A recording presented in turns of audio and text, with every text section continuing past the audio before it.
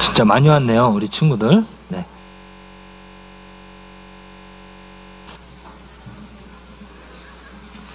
자, 여러분, 오늘 결혼식 이야기를 아까 들으셨는데요. 오늘 담임 목사님께서 방콕 남폭교회 사역을 위해서 또 출타 중에 계십니다. 제가 대신 이 자리에 섰습니다. 여러분, 여러분의 결혼식을 준비한다고 해봅시다. 결혼을 하신 분도 계시고 또 결혼하지 않은 분도 계신데 한번 상상을 해보시는 거예요. 자, 결혼식이 다 준비가 되었습니다. 초대장도 다 돌렸고 주례할 목사님도 오셨습니다. 그리고 맛있는 음식이 정갈스럽게 준비되었습니다. 또 많은 사람들이 올 수 있도록 주차장도 미리 예약을 해두었습니다. 자, 그렇게 손님들을 기다리고 있는데, 자, 시간이 됐는데도 손님들이 오질 않습니다. 아니, 한 사람도 오지 않는 거예요. 어떻게 이런 일이 있을까? 만약에 이런 일을 여러분들이 경험한다면 여러분들의 마음은 어떻습니까? 거대한 연회장에 횡하니 의자들만 놓여있는 모습을 여러분들이 본다면 여러분들의 마음은 이루 말할 수 없을 것입니다. 그래서 요즘은 돈으로 하객을 산다고도 그러죠. 그만큼 모욕적인 일이 아닐 수 없습니다. 저 사람은 도대체 어떻게 살았길래 이런 목소리가 마음속에 들려오는 것 같아요. 그런 일이 정말 발생한다면 아찔하겠죠. 그것도 철석같이 온다고 약속한 사람들, 그 사람들이 다 오지 않은 거예요. 한 명도 오지 않은 거예요. 여러분 손에 그 내가 정말 좋아하는, 그리고 나를 사랑했던, 또 나와 정말 이 인생의 고락을 같이 했던 그 사람이 오지 않는다라고 한번 마음속에 상상을 해보십시오. 눈을 한번 감으시고 그 사람이 내 잔치 자리에, 내 결혼식에, 아니면 내 생일 파티에 오지 않아. 어때요? 막 눈이 떠지나요? 그냥 눈을 팍 뜨고 싶죠? 예. 이거는 무슨 상황이죠? 나를 욕먹이는 상황이에요. 당장에 쫓아가서, 아니 도대체 무슨 일이기에 이렇게 나를 할 수가 있어? 응? 이러면서 이건 해도 너무한 일 아니야? 이건 정말 너무한 거 아니야? 너무한 거 아니야? 가가지고 어떻게 단판을 지어야지. 예? 그러면서 하루가 지나고 이틀이 지나도 계속 밤에 잘 때마다 뭐가 생각이 나요? 그 오지 않은 사람들 왜 안 온 거야 도대체? 아마 분을 삭히고 삭혀도 가시지 않을 것입니다. 자, 오늘 이런 일을 당한 것이 누구냐? 바로 오늘 본문 속의 주인이 이런 일을 당한 것이에요. 자, 당시의 관례가 아까 말씀드린 것처럼 초청이 2번 이루어집니다. 처음에는 언제 잔치가 있습니다라고 알리는 것이죠. 자, 우리도 12월 10일 날 뭐가 있죠? 총동원 전도주일이 있습니다. 오늘 유초동부 전도주일이 있었고요. 그래서 많은 친구들이 왔는데, 자, 만약에 아무도 안 왔다 오늘 어떨까요? 비참하죠. 네. 어제까지도 어떤 분은 고가의 어린이용 자전거를 네, 이렇게 기증하시기도 했는데, 지금 아이들에게 엄청난 걸 준비했습니다. 그런데 아무도 안 왔다. 그것은 정말 상상하기 힘든 일입니다. 자, 그렇게 음식을 준비하고 여러 가지를 해야 되잖아요. 그러니까 미리 사람들에게 알리면 그 사람들이 받아들이는 것은 무엇이냐면요, 내가 그날은 꼭 가야겠다는 거예요. 왜요? 냉장고가 없었던 시절이니까 그 음식을 만약에 많은 사람을 위해서 준비했는데 그 음식이 남으면 어떡합니까? 끔찍한 거죠. 그거 어떻게 다 처리해요? 그 준비한 비용은 어떻고, 그걸 버린다라고 하는 것은 진짜 생각하기 힘든 일이에요. 그러니 그런 상황을 알고 있는 사람들은 당연히 무엇을 알고 있어요? 의무로 아는 것이에요. 그런 정황이 오늘 본문 말씀 17절에 기록되옵니다. 같이 한번 보실까요? 잔치할 시각에 그 청하였던 자들에게 종을 보내어 이르되 오소서 모든 것이 준비되었나이다 하매. 자, 오늘 본문을 잘 보세요. 오늘 종들은 누구에게 갔습니까? 청하였던 사람이에요. 네. 그러니까 오기로 약속한 사람들이에요. 네, 제가 가도록 하겠습니다. 그리고 그들의 숫자에 맞춰서 잔치가 준비되었습니다. 상황이 이렇다라고 하는 것을 여러분들이 염두에 둘 필요가 있습니다. 이미 초청이 되었고, 그리고 이미 약속을 한 사람이다. 그 당시 예수님이 말씀하시는 그 상황의 정황으로는 그들에게는 반드시 의무로 그 약속을 받았다라는 것이. 자, 그런데 사람들이 기다렸다는 듯이 다 거절합니다. 그것도 모두 다 거절을 하는 거예요. 18절의 전반부는 이렇게 기록됩니다. 다 일치하게 사양하여. 이것은 잔치를 벌인 사람을 약 올리는 일이 아닐 수 없습니다. 욕먹이 있는 거죠. 그러면서 그들은 속으로 이야기하겠죠. 어디 골탕이나 먹어봐라. 에이그. 이들은 모두 온다고 했던 모양입니다. 왜냐하면 주인이 이 잔치를 준비하는데 큰 잔치를 준비한다고 했습니다. 16절 말씀은 이렇게 기록합니다. 같이 한번 읽어보실까요? 이르시되 어떤 사람이 큰 잔치를 베풀고 많은 사람을 청하였더니. 같이 한번 읽어보실게요. 다시 한번. 이르시되 어떤 사람이 큰 잔치를 베풀고 많은 사람을 청하였더니. 자, 마을 사람들이 그 주인을 어떻게 생각했는지 모르지만 좋은 감정은 아니었던 것 같습니다. 왜냐하면 그들이 간다고 했다가 가지 않는 것은 분명히 그들의 마음속에 좋지 않은 감정이 있는 것이에요. 우린 그것을 유추할 수 있습니다. 그들이 핑계대는 이유도 사실 큰 이유가 되지 못해요. 어떤 사람은 밭을 샀다고 그러죠. 그리고 그 밭을 확인해야 한다고 하고요. 어떤 사람은 소를 샀다고 그럽니다. 5겨리. 이것은 5쌍을 말하는데 얼마나 부자였는지. 5쌍, 10마리예요. 네. 그 10마리를 한번 시험해 보겠다라는 것이죠. 그리고 어떤 사람은요, 얼마 전에 장가를 들었다라는 것이에요. 이것은 우리가 율법 말씀 신명기 24장 5절을 상기시킵니다. 24장 5절.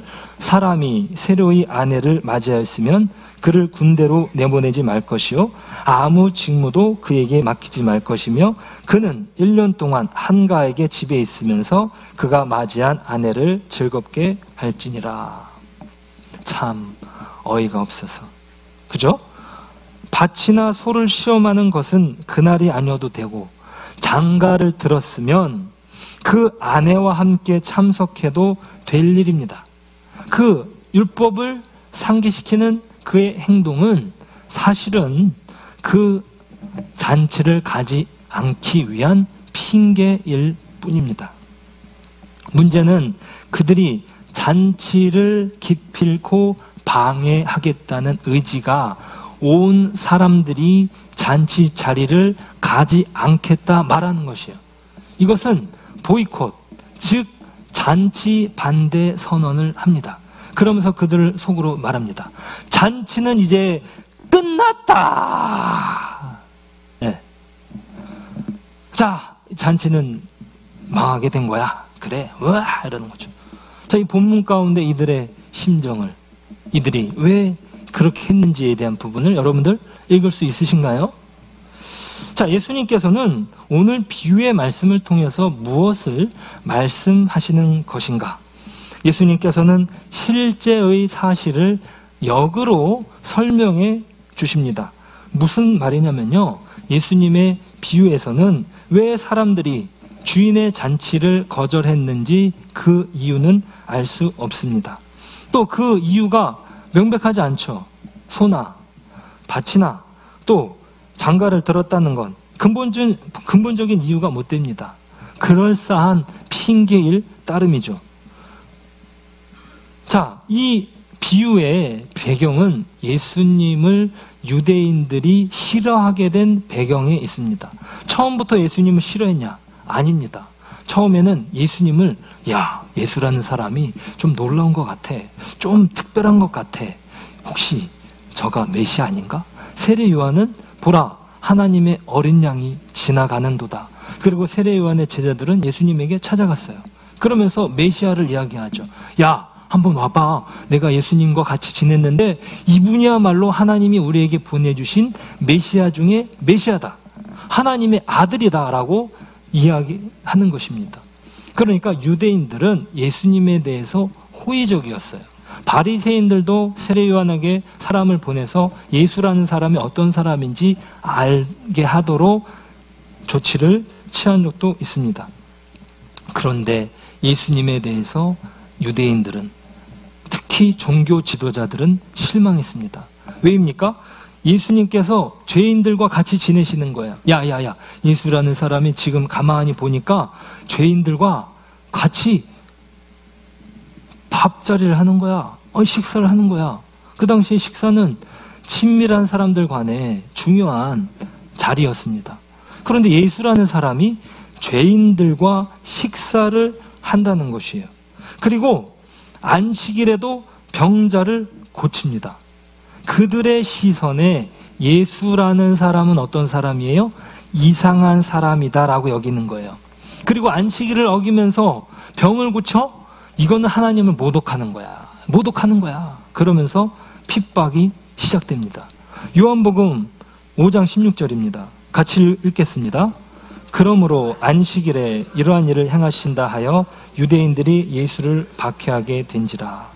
안식일에 예수님이 하신 일은 병든 사람을 고치는 일이었습니다. 안식일에 무언가를 해? 이거는 어떻게 메시아라고 하는 사람이 이럴 수가 있는가? 그들의 마음속에 예수라고 하는 사람은 처음에 가졌던 감정을 완전히 뒤바뀌어지게 되는 것이죠. 뭐예요? 미워하는 거예요. 싫어하는 거예요. 극도로 혐오하는 것이에요. 자, 이야기 속에서는 처음부터 사람들이 싫어했던 것 같습니다. 처음부터 사람들이 싫어한 거예요. 처음에는 간다라고 말했지만 그 다음에 가지 않는 꼼수로 자신들의 그 평소의 악한 감정을 그 날로 갚아버리는 거죠. 네, 이거는 어디 사극에서나 등장하는 그런 이야기입니다. 왜요? 예수님이 이 비유의 말씀을 통해서 드러내시는 것은 무엇입니까? 바로 자신에 대해서 반대하는 유대인들을 보여주시기 위함이에요. 자, 이야기 속에서는 처음부터 반대하는 그런 모양새로 시작이 됩니다. 하지만 실제적으로는 예수님에게는 어떻게 해요? 처음에 호의적이었다는 것이에요. 자, 이야기 속에서는 사람들이 거부를 해서 예수님이 찾아가게 된 사람이 누구였어요? 가난한 사람들, 병든 사람들, 저는 사람들, 맹인이었어요. 그런데 실제적으로는 예수님이 처음 찾아간 사람들이 누구예요? 가난한 사람들, 병든 사람들, 저는 사람들, 눈먼 사람들. 그러니까 저 예수라고 하는 사람이 누구에게 간다고요? 죄인들에게 간다. 죄. 특별히 병이 있는 사람에 대해서 사람들은 죄를 말했습니다. 그래서 중병에 들린 사람들에 대해서 사람들이 갖는 질문은 그것이죠. 저 사람이 지은 죄가 얼마나 크길래 저 병에 시달리고 있는가라고 생각을 했던 것입니다. 자, 그들은 이미 자신들이 하나님의 백성이라는 자부심을 가지고 있었습니다. 하지만 예수님을 통해 드러난 하나님 나라의 현실은 그들만의 나라가 아니었던 것입니다. 하나님의 은혜가 가난한 사람들과 병든 자들과 죄인들에게 선포됩니다. 사람들은 그것을 방해하고 싶은 것이에요. 네. 예수님이 하는 그 일을 브레이크를 걸고 싶은 것이죠. 네. 멈추게 하고 싶은 것이에요. 어찌 저들과 우리가 같은 하나님 나라의 백성이 된단 말인가? 라고 생각을 하는 것이죠. 그것이 불만입니다. 그들은 그들이 지켜왔던 율법에 갇혀 하나님 나라를 볼 수 없었습니다. 이것이 그들이 처한 딜레마입니다. 하나님께서 주신 율법을 최고로 여기다가 오히려 율법을 하나님처럼 섬기게 되었죠. 그것이 결국 하나님을 내쫓게 된 것입니다. 하나님이신 예수님을 거부하게 된 배경은 무엇이에요? 그들이 율법을 자기의 의로 여겼다는 것이에요. 네. 예수님이 율법과는 정반대의 길을 걷는다라고 하는 것이죠. 그래서 그들이 가지고 있는 율법 중심의 의로운 생활이 결국에 하나님이신 예수님을 거부하게 만든 것입니다. 네. 주님께서도 말씀하셨죠. 죄인에게 의원이 필요하다. 마가복음 2장 17절입니다. 같이 한번 읽겠습니다. 예수께서 들으시고 그들에게 이르시되 건강한 자에게는 의사가 쓸데없고 병든 자에게라야 쓸데있느니라. 나는 의인을 부르러 온 것이 아니요 죄인을 부르러 왔노라 하시니라. 그렇습니다. 죄인을 부르러 오신 것이죠. 자, 우리는 어떻습니까? 이 유대인들은 율법으로 인해서 자기 죄를 보지 못하게 된 것이에요. 자, 처음에는 좋은 것이었는데 오히려 우리를 넘어지게 만드는 걸림돌이 얼마나 많습니까? 하나님께서 주신 복이라고 여겼던 건강이, 또 자녀가, 그리고 재물이 그렇지 않습니까? 그것을 위하느라 오히려 그것들이 하나님으로 둔갑하진 않습니까? 하나님이 허락하신 선물이 맞습니다. 그렇지 않으면 우리가 이 땅에서 어떻게 살아갈 수 있겠습니까? 이 땅에서 살아갈 수 있는 근거, 하나님이 복을 주셔야 가능한 것이죠. 자, 그런데 우리에게 딜레마는 무엇이냐면 하나님이 주신 선물에 관심이 많다 보니까 우리의 눈이 어디에 가리는 거예요? 그 선물에 가리워져서 무엇을 못 보게 되는 거예요? 하나님 나라를 못 보게 된 것이에요.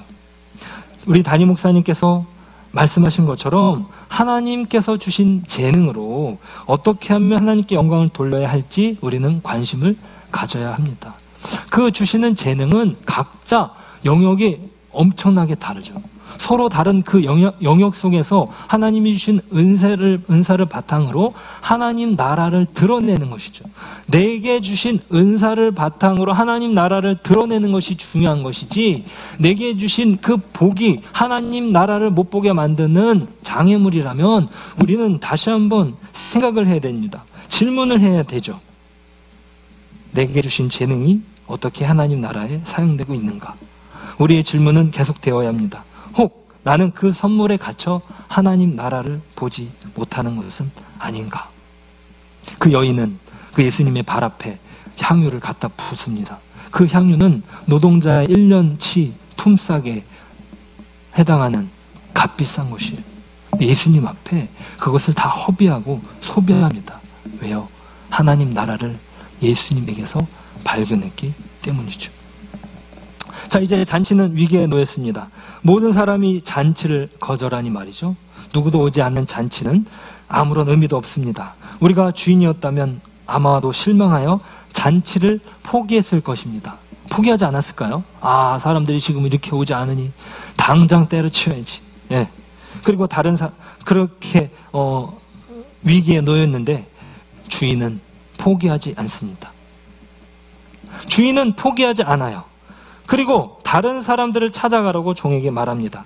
21절입니다. 같이 한번 보실까요?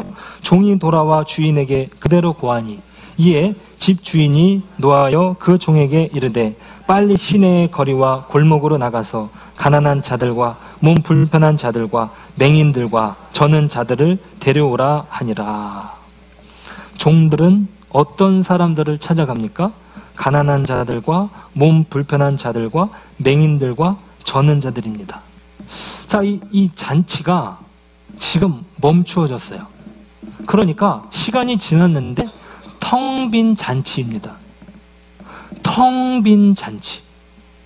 유대인들의 반대로 말미암아, 유대인들의 그 방해로 말미암아 누구도 들어와 있지 않는 텅 빈 잔치. 이것이 바로 하나님이 버리신 잔치입니다. 왜요? 누구에게도 이해가 되지 않아요. 유대인에게도 이해가 되지 않고요. 또 이 잔치에 이미 들어와 있지 않는 다른 바깥에 있는 사람도 이것은 이해가 되지 않습니다. 그런데 예수님께서 이 잔치 자리를 위해서 바깥에 나가서 그 사람들을 불러오라고 했습니다. 이것은 누가복음 7장 22절에 연결되는 말씀입니다. 같이 한번 보실까요? 예수께서 대답하여 이르시되 너희가 가서 보고 들은 것을 요한에게 알리되 맹인이 보며 못 걷는 사람이 걸으며 나병 환자가 깨끗함을 받으며 귀먹은 사람이 들으며 죽은 자가 살아나며 가난한 자에게 복음이 전파된다 하라. 무엇을 말합니까? 예수님께서 자신의 사역을 가난한 자에게 복음을 전파하심으로 사역이 시작되었다는 것이에요. 다시 말하면 이야기 속에서 보충된 사람들은 예수님의 지상에서의 사역 맥락에서 발견할 수 있다는 말입니다. 즉 이러한 예수님의 사역에 유대인들이 못마땅한 것이에요. 예. 어찌 저들에게 복음이 주어진단 말인가? 예. 그러니까 이제 이야기 안에서는 나중에 찾아간 것이지만 현실 속에서는 예수님이 이미 그 가난한 사람들, 병든 사람들에게 찾아간 것이죠. 그러니까 도저히 이해되지 않는 이야기가 오늘 23절에서 중요한 단어, 강권하다라고 하는 단어로 등장하는 것이죠. 영어 성경에서는 KJV, NASB에서는 compel이라는 단어를 사용합니다. 이것은 강요하다, 필요에 따라 뭐뭐하게 만들다라는 뜻이죠. 예수님의 사역이 그들에겐 전혀 이해되지 않습니다. 그 이해되지 않는 상황이 바로 텅 빈 잔치예요. 네. 그런데 이 이해되지 않는 상황은 누구에게도 이해되지 않는 거예요. 그 유대인들에게도 이해가 되지 않고요. 그리고 그 바깥에 있는 가난한 사람들, 병든 사람들, 저는 사람들, 눈먼 사람들에게도 이해가 되지 않습니다. 그러니까 강권하다라고 하는 단어로 들어가 있는 것이죠. 그리고 그것이 텅 빈 잔치로 묘사되어지는 것입니다. 자, 이렇게 이해가 되지 않는 잔치가 왜 열리는가예요. 예. 우리가 빠져있는 딜레마가 바로 그것입니다.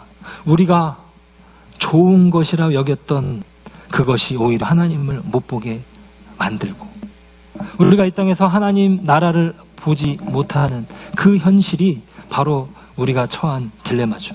그것이 바로 우리의 죄입니다. 우리의 죄로 인해서 우리는 하나님을 바라보지 못하게 되었습니다. 그때 하나님은 이해되지 않는 잔치를 열어주심으로 하나님의 놀라운 계획을 보여주십니다. 유대인들은 자신들이 하나님의 백성이라고 생각했어요. 근데 예수님은 하나님 나라의 소식을 전한다라고 하면서 가난한 사람들 찾아가니까 그 유대인들의 입장에서는 사춘이 땅을 사면 배가 아픈 것처럼 배가 너무 아픈 거야. 아이고 배야, 아이고 배야. 네. 아이고 배야, 아이고 배야. 네. 예수라고 하는 사람이 하나님 나라를 선포하고 있는데 지금 우리가 아니라 지금 누구에게 찾아간다고요?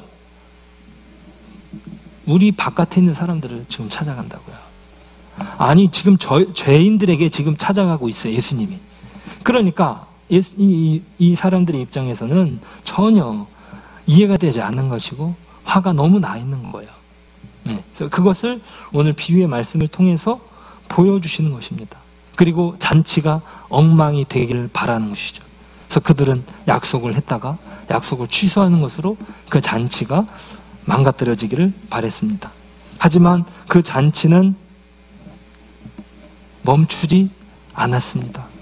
자, 이렇게 이해되지 않는 것은 그 바깥에 나가서 사람들을 불러오는데도 그들도 이해가 되지 않는 것이죠. 왜요? 초대되지 않는 잔치에 누가 갈 수 있겠냐 이거죠. 괜히 갔다가 쫓겨나면 이거는 더 창피한 일이 아니지 않습니까? 그러니까 종들이 가서 강권하는 것이 필요합니다. 오늘 23절이 그것을 말합니다. 23절 같이 한번 보실까요? 주인이 종에게 이르되 길과 산 울타리가로 나가서 사람을 강권하여 데려다가 내 집을 채우라. 내 집을 채우라 라고 이야기합니다.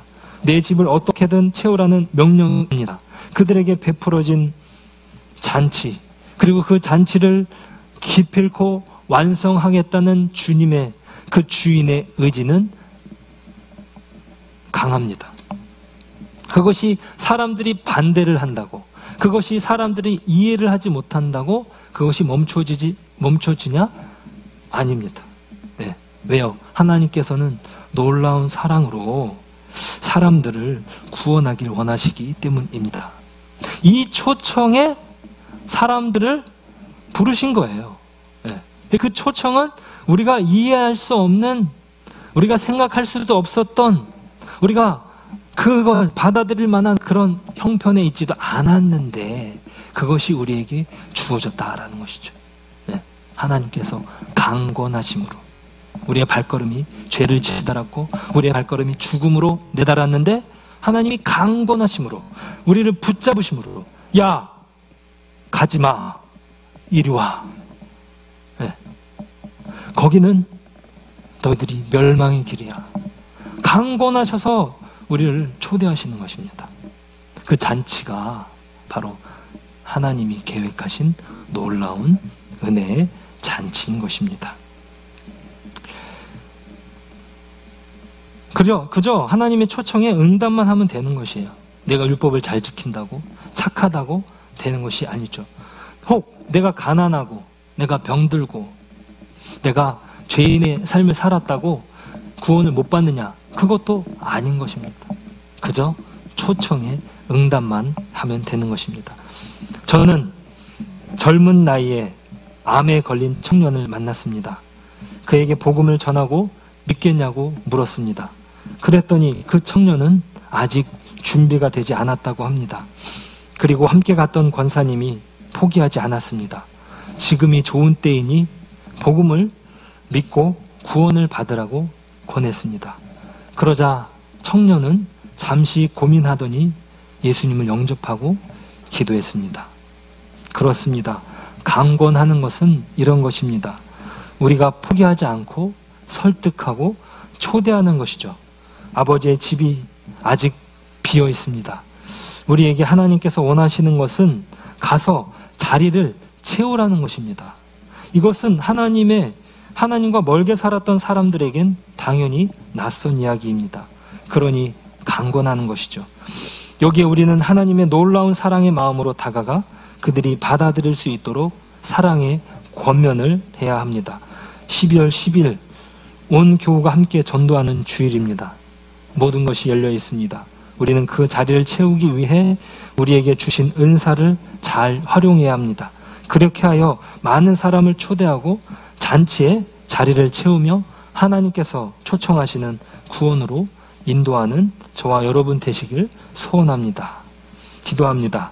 우리 함께 기도하실 때 유대인처럼 우리도 율법만 생각하다가 하나님을 잃어버리진 않았는지, 또 우리에게 하나님을 대신하는 무엇은 없었는지, 그럼에도 불구하고 죄인된 우리를 잔치에 초대해 주시는 하나님의 사랑 앞에 날마다 설 수 있도록, 내가 사랑하는 사람에게 사랑의 초대를 감당할 수 있도록 12월 10일 하나님의 사랑이 또 오늘 열리는 이 잔치에 그 은혜가 넘칠 수 있도록 우리 이 시간에 잠시 기도하시도록 하겠습니다. 기도하십니다. 아버지